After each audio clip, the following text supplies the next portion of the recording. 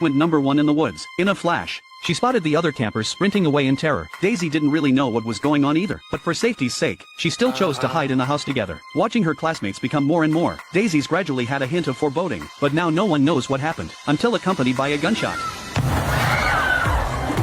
It was a moment of despair for everyone. It's obvious there's a shooting going on outside. The students have to hide inside, shivering. But this is a vacation camp for children. No one knows what to do next. At this point, Daisy remembers that her sister is still out there. She asked if anyone had seen the girl in the yellow sweater, but there were hundreds of kids in the camp, in different classes who didn't know each other. There was no way to tell where her sister was, but the gunfire outside became more frequent. Everyone was hugging each other in fear. Daisy had to give up looking for her sister. That's when someone came. Everyone fled towards the door. Daisy hurriedly followed them. By now, the ground outside was a complete mess. Even the bodies of their classmates could be seen. Daisy realized that there was a girl who was injured. She could only pick up the girl and run towards the forest. Luckily, she didn't have to run more than a few steps. Daisy found her classmates hiding in a hideout. Daisy crawled over with the girl. That gave her some time to catch her breath. But the gunfire never stopped, and the sound came from all directions. Apparently there was more than one of these killers. 2. There was even speculation that this might be an act, but along with roars coming from a classmate. This speculation also did not go away. It was only then that they remembered to call the police. But the caller said the camp was on the outskirts of town. It would take at least an hour for the agents to arrive. This sent everyone into a state of despair.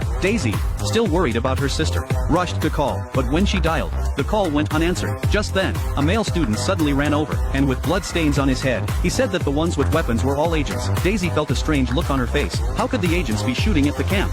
The group couldn't figure that one out. The important thing right now is to get out of the forest. They all agreed that it wasn't safe to hide here, so everyone planned to change places, but Daisy went in the opposite direction, continuing to run towards the dangerous camp. She guessed her sister would still be hiding in the tent, but when she arrived, there was no one to be seen outside. Daisy crawled stealthily with the help of the tent. At this point, if she was discovered, it was the center of attention. At a bend in the road, Daisy met a boy in yellow. She wanted to drag him away with her, but the boy didn't move a muscle. He told Daisy he and his brother had an appointment. They were to meet here together. Daisy rushed to persuade the boy that it was dangerous, and told him to get up and run for his life towards the forest. He is also instructed to take off his yellow jacket, or else attract the murderer's attention in the forest. But the boy did not seem to hear. Daisy could only continue to walk through the tents, and soon found her sister's camp. Unfortunately, her sister was long gone. She tried to keep dialing, only to find that her sister had left her cell phone here. Just then there were footsteps outside. Daisy was too scared to move. She didn't come outside the tent until the sound was far away. Now she can't find her sister and continues to the forest. But the forest is now a gathering place for the killer. The sound of gunshots came closer and closer. Daisy found a tree to hide in. A classmate is hiding from the pursuers. Daisy huddles in fear. It wasn't until they ran away that Daisy dared to leave, but she didn't get more than a few steps out. She found a girl lying on the ground. Daisy wanted to drag the girl away with her, but her back was already heavily injured. Daisy could only call out to the others for help first, and now everyone was running for their own lives. No one had time for her.